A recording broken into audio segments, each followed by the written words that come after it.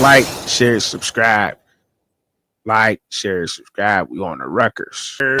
Yes, sir. That's what it is, man. Rutgers started they 75 overall last year in the Graciano, 4-5 in the conference. Um, but the thing is that see these great coaches like this, they retain a lot of their guys and they plug and play where they can.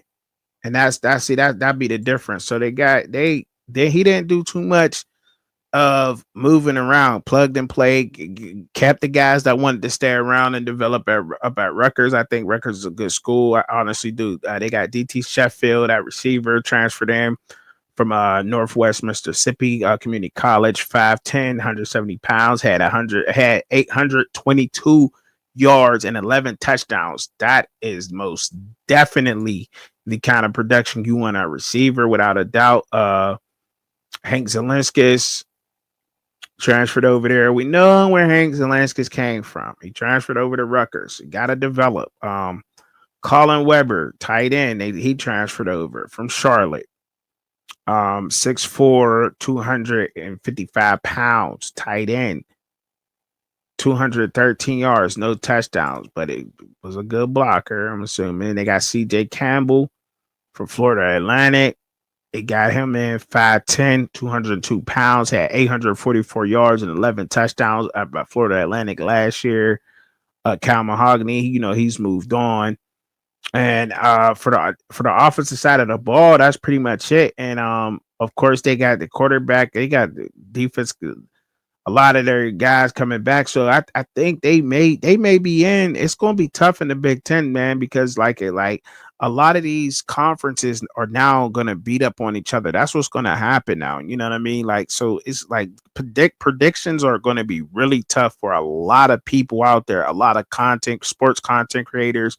Um and a lot of other teams, until we actually see what these guys look like on film, because as far as building a roster to what the prototypes are, a lot of these teams are doing that. And I guess and that's another reason why I'm doing these quick looks, so y'all can hear and see what these rosters are actually looking like. They're getting a lot of these prototypical guys. The offensive line, they want to get their guys between 6'3" and in 200 or 300 pound guys, you know what I mean? Guys who are movers, or hard to move, or just, getting away to a point where you just can't push them back, gonna have a hard time at least get a quarterback 2 seconds just by trying to push a big body back.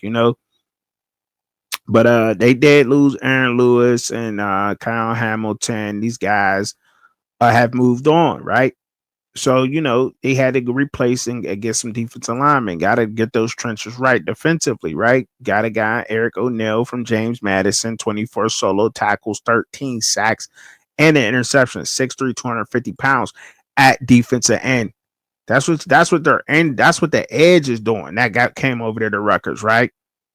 Then they got Doug Blue Eli from University of South Florida. 5 solo tackles. He had an interception, 6'2", 315 pounds, getting his hands up. Bradley Weaver transferred over from Ohio, from the Bobcats, 6'4", 262 pounds. Another guy. They like breeding them guys over there. There's a lot of good development going on at the major level, at the mid-major level. I'm telling you it is. Jacob Henderson, cornerback from Marshall, 5'11", 191 pounds, 27 solo tackles, two interceptions, 10 passes defended. Do I think that they're, man? Listen, I'll talk about it in a minute here. Jack Eli, coming in from UNLV, 6'1", 205 pounds, 54 solo tackles at safety, 1 interception, 6 passes defended. Right, that's not bad. Cam Miller, another DB from Penn State, 6 foot, 184 pounds, 17 solo tackles, 5 passes defended.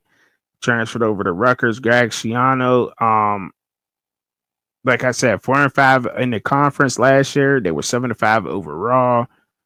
I think they do for a good season. I think so. Rutgers will look at their schedule real quick. They start off with their Scarlet game on April 26th, August 28th at home versus the Ohio Bobcats, September 6th at home versus Miami of Ohio, September 13th at home versus Norfolk State.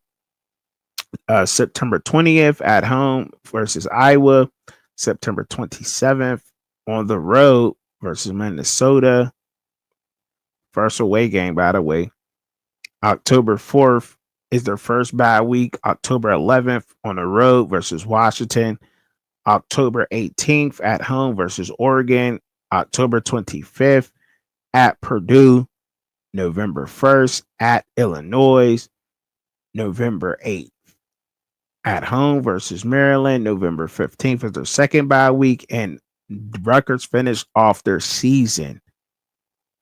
They finished their last two games of the season for Rutgers. November 22nd at Ohio State. November 29th at home versus Penn State. They got Penn State, Ohio State, Oregon, Iowa, all on their schedule.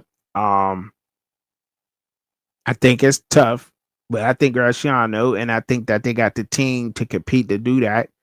Um, I think they will.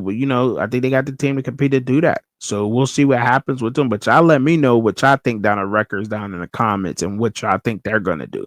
All right, UCLA, UC.